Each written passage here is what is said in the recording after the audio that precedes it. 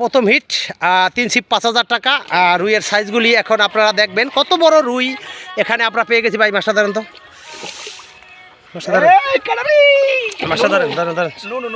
এই যে হলো রুইয়ের সাইজ 3 ছিপ 5,000 টাকা। মাছটা ওইভাবে কার সামনে মিয়া ধরে মিয়া, আরে মরতো না, বাড়ি দিলে ঠেকাবে মাছটা পরিষ্কার করেন না, হাতে লন না।